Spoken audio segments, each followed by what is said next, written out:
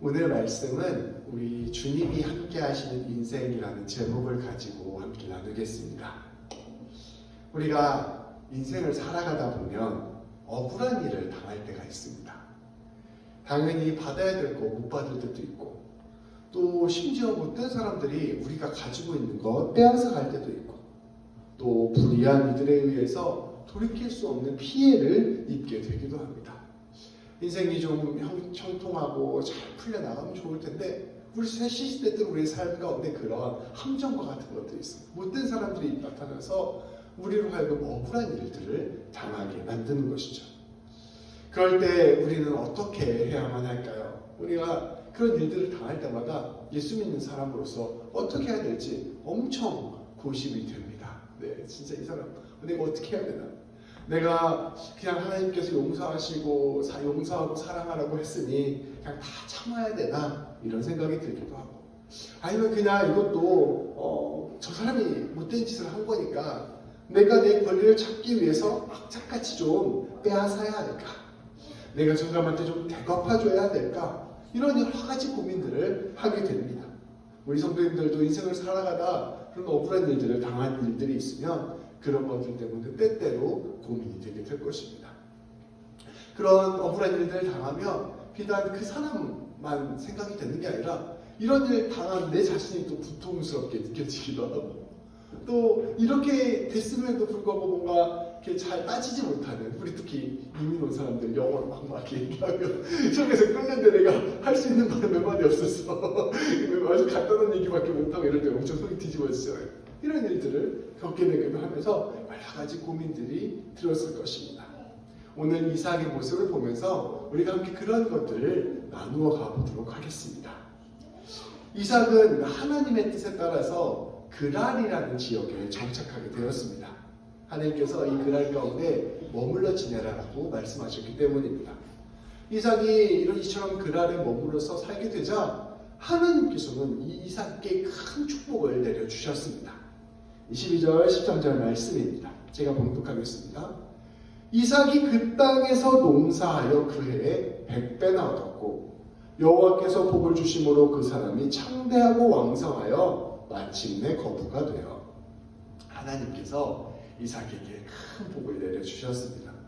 농사한 해에 이미 100배가 되는 결실을 얻었대요. 하나 심었는데, 밀 하나 심었는데 100배의 열매를 맺게 되는 것입니다. 이 고대 사회의 경우에는 밀을 심으면 대충 20배 정도 나왔대요. 그러니까 하나 심으면 20개 정도 얻는 거죠. 그러니까 100배니까 5배 대박을 친 거죠. 이렇게 생각해보면 엄청난 생산량을 얻어낸 것입니다. 말씀은 이삭이 창대하고 왕성해져서, 이게 다른 말로 표현하면 재산이 날로 늘어나서 마침내 큰 부자, 거부가 되었다라고 전하고 있습니다. 그런데 이처럼 이삭이 부자가 되니까 이를 시기한 사람들이 있었습니다. 그 이삭 근처에 살고 있었던 원래 원주민들, 블레셋 사람들이었습니다. 우리처럼 캐나다처럼 외국인들이 많이 들어와서 살고 교류가 많은 지금 시대에도 이방인들에게는 눈에 보이지 않는 차별이 있는 것이 현실입니다. 이 사람이, 외국 사람들이 와서 그저 좀 노동자로 일하고 자기네들한테 필요한 일들 좀 하고 이럴 때에는 잘 대해주고 좀 환영을 해줍니다. 근데 막상 이렇게 밖에서 들어온 사람들이 이 사회의 주주가 되려고 하고 이 사람이 우리 다스리려고 하고 이러면 큰 저항과 반발에 부딪히는 것이 현실이에요. 제 친구들이 미국에 유학 가서 목회를 하는 친구들이 참 많습니다. 그 대학교 때 바로 유학을 가서 미국 목사가 된 친구들이 많아요. 근데 얘기를 들어보면 이렇대요. 학교에서 유학생으로 공부할 때는 그렇게 이제 백인 주류 사회들이 잘해준다고 합니다. 그러니까 유학도 왔고 손님이라고 생각하는 거예요. 그러니까 잘해주고 잘 챙겨주고 이러는데, 이제 같이 유학을 해서 박사과정까지 하고 나면 이제는 교수가 되는 경쟁자가 되잖아요. 그러니까 둘 중에 한 사람이 교수가 돼야 되는데 이방에서 온 애가 이제 자기 경쟁자가 됐다고 생각하면 그때부터 엄청 이렇게 힘과 관계를 통해서 찍어 누르려고 한다고 합니다. 그래서 보이지 않는 경쟁이 엄청 치열해지고 압박과 시기와 질투가 굉장히 크다고 해요. 근데 이게 그 미국 사회라서 그런 게 아니라 어느 사회나 다 마찬가지입니다. 이방인들이 와서 잘 적응해 갈 때까지는 내가 더 높게 있다고 생각해서 잘 베풀어 주지만 이 사람이 이제 내 경쟁자가 되고 나를 지배하려고 하고 이러면 그 사람한테 아주 적대적으로 대하는 것이죠. 블레셋 사람들은 이방에서 온 사람 이삭이 자기 땅에 와서 큰 부자가 되는 게 마음에 들지 않았을 것입니다.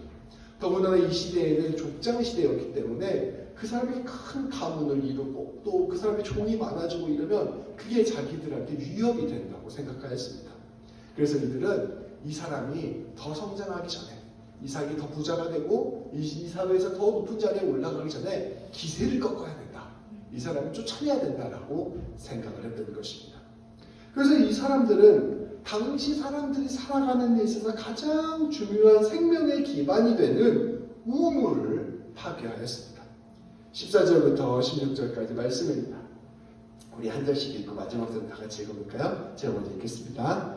양과 소가 떼를 이루고 종이 심이 많으므로 블레셋 사람이 그를 시기하여 그 아버지 아브라함 때에 그 아버지의 종들이 판 모든 우물을 막고 흙으로 메었더라. 아비멜렉이 이삭에게 이르되 네가 우리보다 크게 강성한즉 우리를 떠나라. 아멘. 말씀에 보면 이삭이 큰 부자가 돼서 양과 소가 떼를 이루고 함께하는 종들이 많았다고 이야기하고 있습니다. 이 종들은 언제든지 군사가 될 수 있는 사람들이었어요. 그러니까 이 블레셋 사람들은 이 사람이 위험이 된다고 생각하고 이 사람을 시기하고 두려워하여서 쫓아내기로 결정하였습니다. 그래서 이삭의 아버지 아브라함 때로부터 가지고 있었던 그 우물을 막고 흙으로 메어버린 것입니다. 그 이삭이 머물렀던 그 집이 더 이상 사람이 살 수 없는 집으로 만들어버린 거예요. 우리 캐나다 우리로 따지면 영주권 뺏어버리고 이 사람 회사 있으면 회사 뺏어버리고 계좌 다 닫아버리고 그러니까 사회생활 못하고 신분도 뺏어버리고 이렇게 해서 이 사람이 더 이상 이 세상 이 지역에서 살아갈 수 없도록 만들어버린 것입니다. 그래서 쫓아내버린 것이죠. 그런데 그때 이 그라를 다스리던 왕이 있었습니다. 아비멜렉이에요. 근데 이 아비멜렉은 사실 아브람과 아비멜렉이 서로 조약을 맺어서 지켜주기로 이미 약속을 한 상태였습니다. 그러니까 이 아비멜렉에게 있어서는 이 이삭을 지켜줘야 될 일종의 의무가 있었던 것이죠. 그런데 이 맹약을 헌신자처럼 버려버린 것입니다. 이삭을 도와주지 않고 뒤통수를 때리고 배신을 한 겁니다. 요즘 우크라이나도 보면 그 우크라이나가 원래 핵무기가 엄청 많았었는데 그거 다 포기하면서 이제 러시아랑 서방 국가들한테 이제 지켜줄 것을 공격하지 않겠다는 약속을 받았거든요. 근데 이제 정작 불리해지니까 러시아가 그 약속 다 헌신작전 내팽개치고 그냥 공격에 들어가잖아요. 이런 이제 비정한 모습들이 바로 이 시대에도 나타났던 것입니다. 자신들의 이익과 안전을 우선순위로 생각했던 아비멜렉은 오히려 촉박하장으로 이삭을 돌보아주기고 보호해주기는커녕 이 땅에서 떠나라고 명령하였습니다. 그러니까 이삭은 이곳에서 잘 살다가 자기가 모든 것 다 내려놓고 다시 새로운 땅으로 도망가야만 하는 처지가 된 것입니다. 그런데 이삭은 이처럼 부당한 일을 당했음에도 별다른 대응을 하지 않았습니다. 엄청 억울한 일이잖아요. 근데 이 이삭은 별다른 대응을 하지 않고 넘어가는 것을 보게 됩니다. 이삭 말씀을 보면 말이 없어요. 그냥 묵묵히 이 모든 상황을 받아들인 것입니다. 왜 이삭이 이렇게 아무 말도 하지 않고 떠났을까를 제가 한번 생각을 해봤습니다. 왜 이삭이 이렇게 부당한 대우를 받고 억울하게 쫓겨나게 됐는데 아무런 대응을 하지 않았을까? 첫 번째 가능성은 이삭이 좀 소극적인 성격이라서 그럴 수도 있겠다라는 생각이 들었어요. 이 사람이 여러 종류의 사람이 있는데 맞서 싸우는 것보다는 그 싸움 피하려고 하는 성격을 가진 분들이 있습니다. 부정한 일, 좀 억울한 일을 당했어도 막 내 목소리 내는 것보다 그냥 참고 넘어가지. 똥이 무서워서 피하냐, 더러워서 피하지. 이렇게 넘어가는 성격을 가진 사람들이 있어요. 근데 이삭의 성격을 보면 아버지가 그 모리아성을 데려갈 때도 별 말이 없고 오늘 이 상황 속에서도 별 말이 없고 원래 좀 묵묵하고 좀 그런 갈등을 피하는 사람이라는 생각이 좀 들게 하는 모습들이 있습니다. 그래서 이삭이 원래 성격이 좀 저래서 그냥 갔을 수도 있겠다라는 첫 번째 생각이 들었습니다. 두 번째로는 이삭이 상황과 형편을 봤을 수도 있겠다라는 생각이 들었어요. 내가 지금 어불에서 맞서 싸운다 하더라도 결국 이게 이득이 되지 않아서 안 싸웠을 가능성이 있는 것이죠. 우리가 그 어디 해외나 외국에 이렇게 있을 때 인종차별 딱 당했는데 누가 봐도 인종차별 당했는데 그 상황과 형편이 내가 이 사람하고 싸우기보다는 피하는 게 오히려 낫겠다 싶을 때가 있습니다. 제가 옛날에 중국에서 배낭여행을 할 때에 그 사기꾼 비슷한 택시 기사를 만난 적이 있어요. 그래갖고 이제 밤 기차역에서 내렸을 때 한 새벽 2시쯤 됐었는데 자기가 잘 아는 여관을 소개시켜 주겠다는 거예요. 그 택시기사 아저씨가. 그리고 택시기사 아저씨가 여관을 소개시켜 줬는데 너무 여관비가 비싼데 이제 그 여관의 집이 매우 형편이 없는 거예요. 그래서 묵지 않겠다라고 하니까 자기가 소개시켜 준 비용이라든지 거기까지 간 택시비라든지 이걸 내라고 하는 거예요. 하고 내가 너무 말이 안 되잖아요. 그래서 그 중국 사람이랑 막 싸웠어요. 근데 그때 중국말을 못할 때니까 한국말로 막 싸웠거든요. 근데 한참 싸우다가 깨달은 게 있어요. 여기는 중국이고 지금은 새벽 4시고 내가 이 사람하고 싸웠다가 큰일이 날 수 있겠구나라는 걸 깨닫게 됐거든요. 그러니까 싸우는 것보다는 빨리 이 자리 피하는 게 낫겠다고 생각을 해서 대충 하고 마무리 짓고 넘어갔었던 경험이 있습니다. 근데 이런 것처럼 이 이삭이 여기 이방인으로 있고 왕도 자기 편이 아니고 블레셋 사람들도 당연히 그들의 집단으로 몰려 있고 그리고 나는 여기에 부모 형제도 없고 형제도 없고 그 친구도 없고 내 편 아무도 없는데 여기서 내가 싸운다고 하더라도 이기는 것보다는 피해를 보는 게 더 크겠다라고 이 사람이 판단할 수 있다는 생각이 들었습니다. 비록 이삭이 부유하기도 하고 종들도 많이 들고 있었지만 지역사회 전체와 맞서 싸우다가는 가진 걸 다 잃고 심지어 목숨도 잃을 수 있겠다. 가족들도 있는데 가족들도 잃을 수 있겠다라는 생각이 들었을 수 있을 것입니다.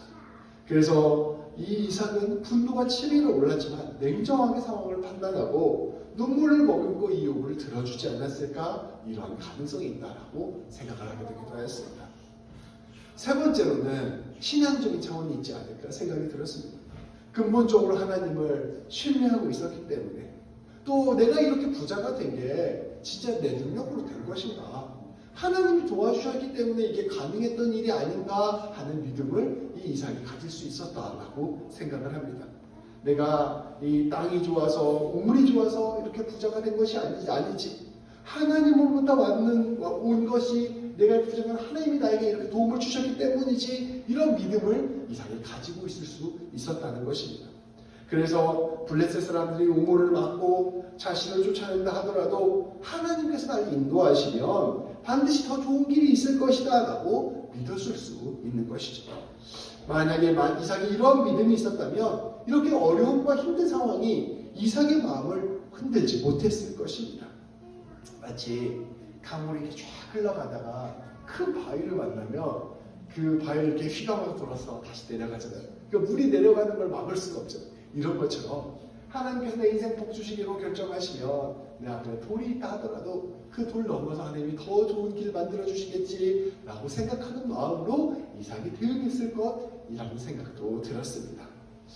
저는 이 이삭에게 있어서 이 세 가지가 하나는 조금 소심하고 인약한 모습, 하나는 상황과 형편 때문에 내가 괜히 싸우다가 큰일 날까봐 걱정하는 모습, 그 세 번째로 그럼에도 불구하고 하나님이 내 인생 책임져 주시겠지 생각하는 이 믿음의 모습이 이삭의 새 마음 가운데 다 있지 않았을까 하는 생각이 듭니다.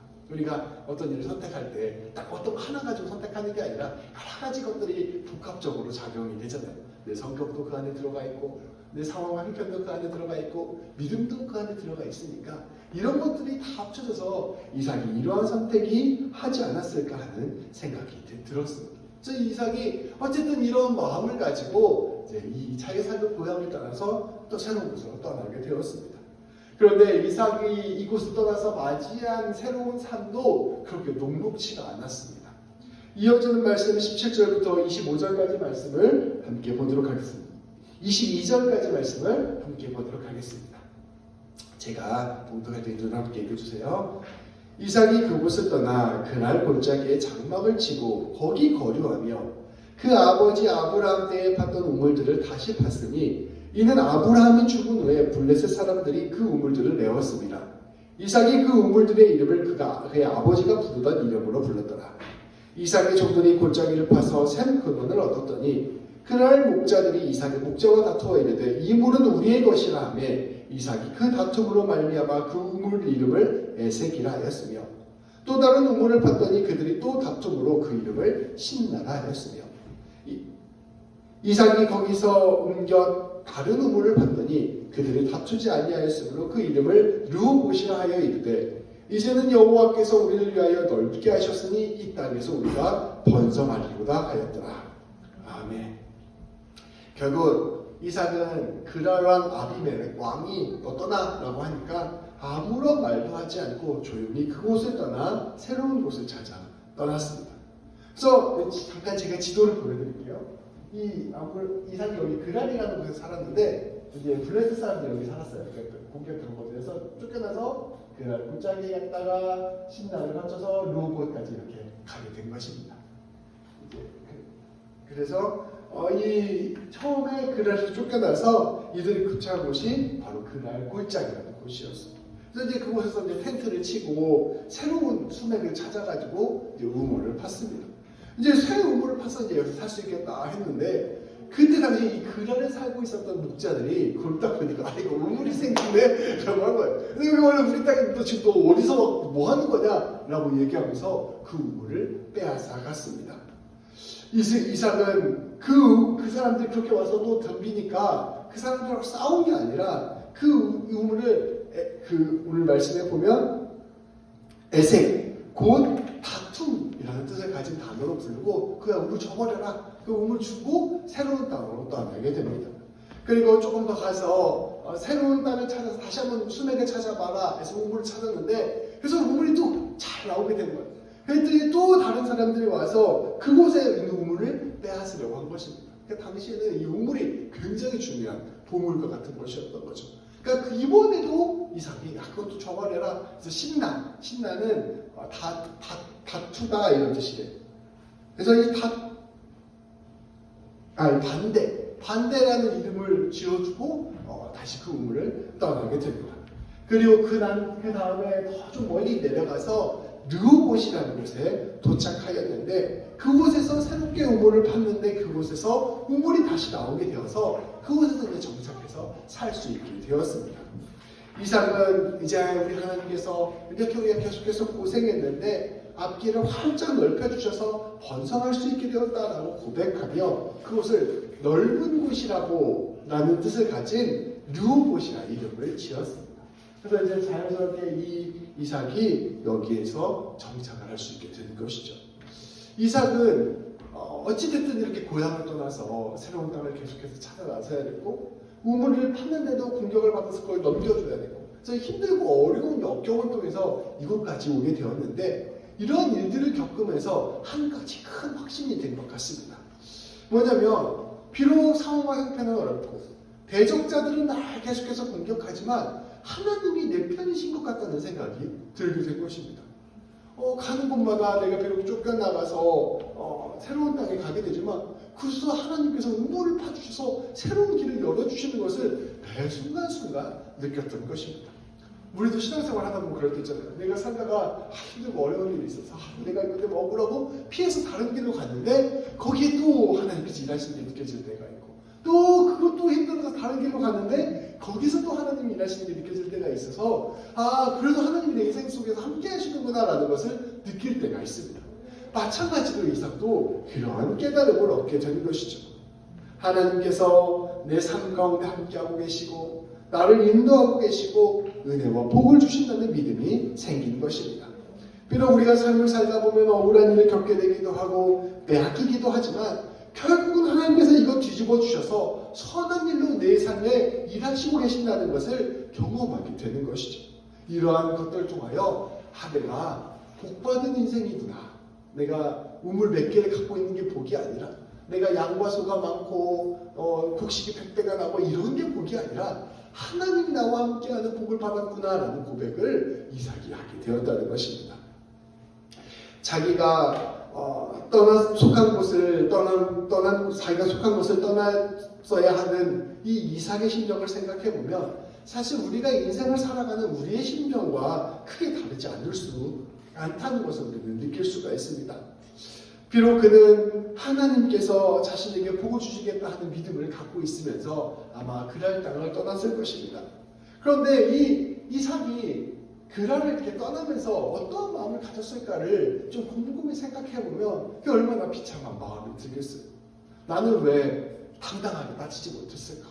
내가 아비멜렉한테 좀 따질 수도 있고 블레셋 사람들한테 싸울 수도 있는데 내가 왜 그거 말 못하고 그냥 갈까? 이게 그래도 하나님 나를 인도해 주시니까 이 길로 가는 게 맞아 라고 생각하면서도 한편에 그런 좀 슬픈 마음이 있는 것이죠. 나 때문에 내 아내 리브가 이삭과 야곱 나의 종들이 다 고생하게 되는구나 라는 마음이 들었을 것입니다.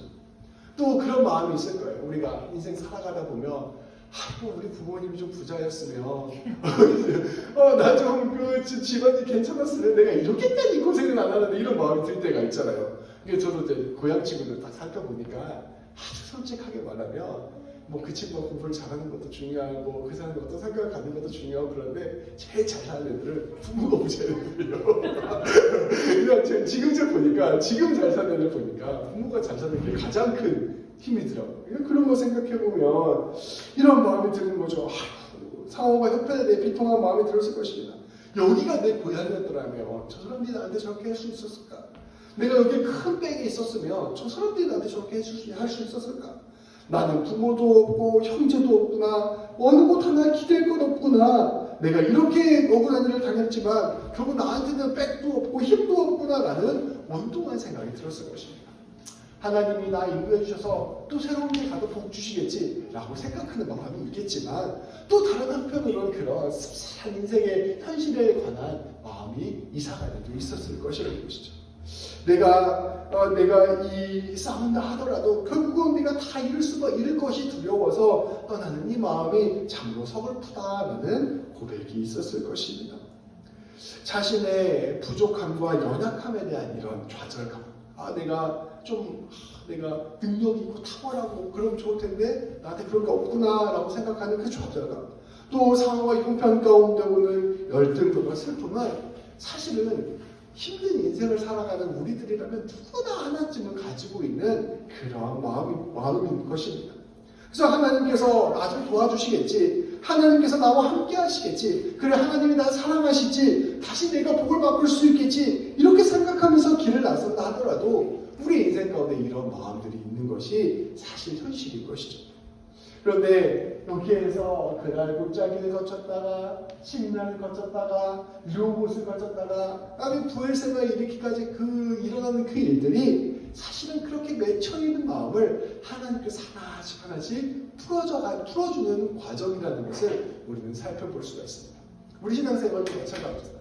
하나님한테 서운한 거 많고 내 자신은 부족한 거 많고 그래서 열등감 많고 아픔이 많은데 내 인생 가운데서 아주 작은 일이라 하더라도 하나님께서 내 삶 가운데 일해주시는 것들을 조금씩 경험해 나가며 하나님 우리의 그런 맺힌 마음들을 조금씩 풀어주신다는 것입니다. 우리 하나님께서 말씀해 주시는 것이죠.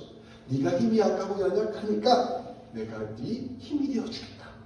그래 너 백이 없으니까 내가 네 백 되어주겠다. 그래 네 삶 가운데서 눈물 좀 뺏기면 어떠냐? 내가 새로운 눈물 파게 해주겠다. 네 삶에서 네가 좀 패배하고 지면 어떠냐? 내가 더 큰 은혜 주겠다. 우리 하나님께서 내가 너의 기도를 응답해 주겠고 내가 너의 하나님이 되어주겠다라고 이 모든 일들을 통하여 말씀하여 주시는 것이죠. 그래서 우물을 뺏길 때마다 새로운 우물을 파괴함으로써 저 사람들은 고작 네 우물 하나 뺐지만 너는 영원히 새로운 우물을 파괴해주는 새로운 생명을 주는 하나님이 네 편이야 라고 말씀해 주고 있는 것이죠. 그 이삭이 자기 삶에 대해서 자기 모습에 대해서 상황과 형편에 대해서 좌절하다가도 그래도 하나님이 내 편이구나. 하나님이 내 인생 속에서 일해주시는구나. 하나님이 그래도 내 삶을 이끌어주시는구나.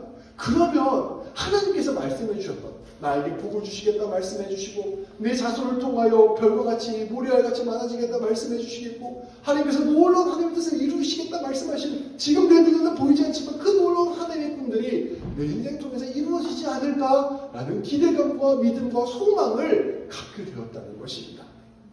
우리 하나님이, 아브라함의 하나님이 이 모든 과정을 통하여 이삭의 하나님이 되어주신 것입니다.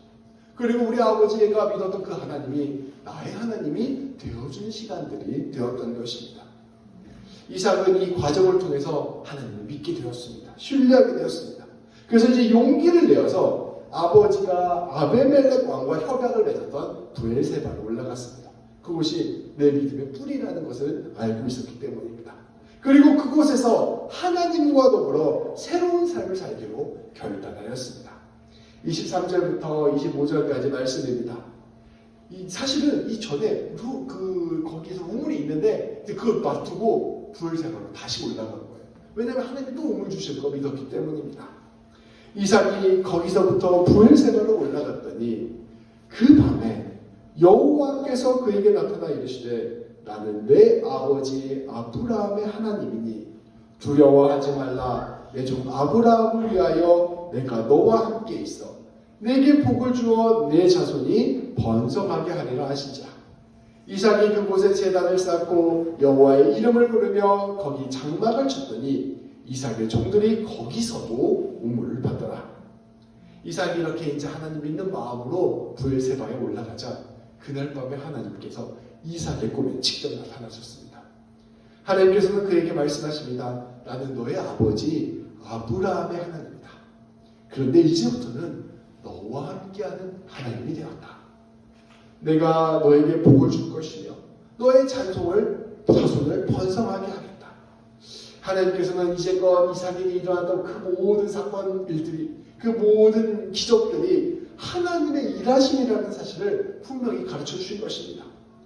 이삭은 잠에서 깬 뒤에 그곳에 제단을 쌓고 여호와의 이름을 불렀습니다. 하나님이 이제 내 하나님이십니다. 하나님의 꿈이 나의 꿈이 되었습니다. 하나님이 내 삶의 주인이십니다. 고백하게 된 것입니다. 그리고 우물을 새롭게 파고 새로운 삶을 시작하였습니다. 귀한 성도 여러분, 우리 귀한 집사님, 오늘 말씀을 해서 우리가 꼭 기억해야 할 것이 있습니다. 우리 한 사람 한 사람이 하나님의 작품이면서 동시에 우리의 인생이 하나님의 작품이라는 것입니다. 우리의 인생이 하나님께서 빚어가시는 하나님의 놀라운 작품이에요. 하나님께서는 우리의 삶을 굽이굽이 이끌어가는 것을 통하여 일하십니다.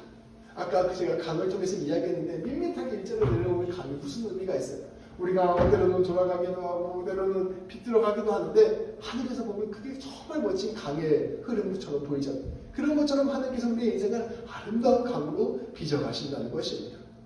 우리 자신을 살펴보면 각자 다 약점이 있습니다. 어떤 사람은 너무 세서 문제고, 어떤 사람은 너무 약해서 문제고, 어떤 사람은 너무 지혜로워서 문제고, 어떤 사람은 너무 어리석어서 문제고, 이 사람마다 다 장점과 단점이 있고 부족한 면이 있습니다. 그리고 그 약점 때문에 제대로 내가 대처하지 못해서, 실수하지 못해서 우리 인생 속에서 큰 피해를 입게 되기도 하고, 또 우리의 부족함 때문에 실수하고 실패할 때도 있습니다. 또한 우리의 상황과 형편을 보면 다 큰 어려움이 있어요. 저 사람은 되게 잘 먹고 잘 사는 것 같아 라고 생각했는데 또 그 사람 나름대로의 고통과 어려움이 있고 또 힘든 사람들도 또 각자 갖고 있는 삶의 숙제들이 있습니다. 그래서 그 상황과 어려움들 때문에 때때로 억울한 일을 당해도 한 번 한 번 제대로 못하는 슬픔을 겪게 되기도 합니다. 특히 우리 이민 온 사람들 그런 일 정말 많이 겪잖아요. 그래서 그런 것들이 다 마음 한켠에 우리의 상처가 되어 남아있기도 합니다. 그런데 우리 하나님께서 우리에게 약속을 해주시는 것입니다. 우리가 창세기 말씀을 보면서 계속해서 느껴야 되는 게 그 아브라함의 하나님, 이삭의 하나님, 야곱의 하나님, 요셉의 하나님이 우리 하나님이시라는 거예요. 그 하나님께서 우리에게 그들에게 했던 그 약속을 동일하게 우리에게 부어주시는 것입니다. 우리를 복으로 불러주시고 우리에게 놀라운 생명을 부어주시며 우리를 통하여 하나님의 뜻을 이루어 가신다고 말씀하여 주시는 것입니다. 우리 눈에 보기에는 비루한 인생이고 우리의 상황과 형편은 어렵지만 그것들을 다 엮으셔서 놀라운 주님의 은혜와 복, 하나님의 열매를 맺어가신다는 것입니다. 이삭의 삶은 그것들을 보여주는 좋은 모델이었던 것이죠. 소심한 이삭, 아버지도 없고 형제도 없는 그 이삭. 도망다녔던 그 이삭이 사실 하나님의 일하시는 가장 좋은 모델이 되는 아름다운 삶을 살아가는 이삭이 될 것입니다. 제가 참 좋아하는 예술 작품이 있습니다. 이게 보여드릴게요. 이게 뭐냐면요. 보시면 이게 이제 만든 건데 쓰레기. 뭐 휴지도 있고 아이스크림통도 있고 가져가는 미도 있고 감자튀김도 있고 막 쓰레기들 가지고 그냥 대충 사람들이 쌓아놓은 것처럼 만들어 놓은 거거든요. 근데 이제 여기에다가 빛을 딱 쏘면은 이 아름다운 사람 얼굴 모습이 나타나는 장식이에요. 그래서 일체적으로 우리가 봤을 때 쓰레기지만 사실 이 예술가의 눈에는 이게 아름다운 작품이라는 것을 이제 보여주는 작품인데 저는 이게 참 좋은 작품이라고 생각하거든요. 이런 쓰레기들도 예술가의 손에 붙들리니 아름다운 작품이 되었습니다. 빛을 비추니 아름다운 모습이 나오게 되는 것이죠. 근데 하물며 하나님의 손에 붙들리는 우리의 모습은 어떠하겠습니까? 사람의 시선은 쓰레기밖에 못 보는 것처럼 우리 한 사람 한 사람의 그냥 일상적인 모습밖에 못 봐요. 그래서 네가 무슨 하나님의 뜻을 드러내냐, 네가 무슨 하나님의 작품이냐, 네 인생이 무슨 하나님의 작품이냐, 똑같구만 이렇게 생각할 수 있다는 것이죠. 근데 우리의 인생 가운데 하나님이 함께 하시고 하나님이 동행하시면 설령 우리의 눈에 보이지 않는다 하더라도 하나님의 눈에는 이렇게 아름다운 작품이 되는 것입니다. 별 볼 일 없어 보이는 것도 하나님의 손에 붙들리고 하나님의 빛 가운데 있으면 놀라운 작품인 것입니다.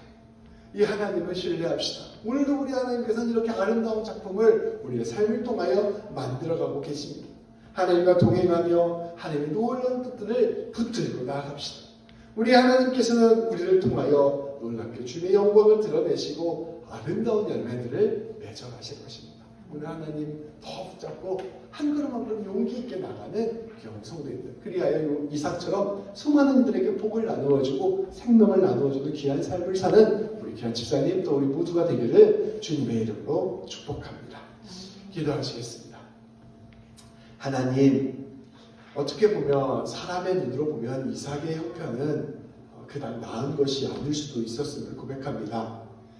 정말로 하나님의 큰 복을 받아서 부자가 되었지만 그 부자가 된 순간에 그는 정말로 큰 어려움을 겪게 되었습니다. 소심하고 자기 의견 하나 제대로 이야기하지 못했던 이삭은 자기 것을 빼앗기면서도 황변 한번 제대로 하지 못했고 또 가진 아버지도 없고 형제도 없고 어느 백 하나 없는 이삭은 이웃들의 그런 약탈에도 불구하고 제대로 싸움 한번 해보지 못하고 물러나는 부족하고 연약한 삶의 모습을 보였음을 우리가 말씀을 통하여 보았습니다. 그러나 그러한 이삭 가운데 하나님께서는 계속해서 일하여 주셨습니다. 우물을 빼앗기면 또 다른 우물을 허락하여 주셨고 그 모든 것들을 통하여 하나님이 이삭의 편이라는 것, 하나님이 그와 동행하신다는 것, 그의 인생이 하나님의 작품이라는 것을 하나님께서는 보여주셨습니다. 그것을 통하여 이삭은 하나님을 진실로 알게 되었고 이삭은 믿음의 조상이 될 수 있었으며 이삭은 수많은 사람들에게 복과 생명을 나누어주는 통로가 되었음을 우리가 함께 말씀을 통하여 보았습니다. 하나님, 우리도 이 하나님 붙들고 나아가게 하여 주옵소서. 비록 우리는 연약하고 우리의 상황과 형편은 녹록지 않다 하더라도 우리의 인생이 하나님 손에 달려있음을 기억하고 믿게 하여 주시며 모든 것들을 합력하여 선을 이루시고 아름다운 열매를 맺으시는 하나님 신뢰하며 한 걸음 한 걸음 나아갈 수 있도록 인도하여 주옵소서. 그래야 우리의 인생이 훗날 하나님 나라에서 볼 때 그 무엇보다 아름다운 주님의 작품이었음을 감탄하며 고백하게 되는 우리 모두가 되게 하여 주옵소서. 예수님의 이름으로 기도합니다. 아멘.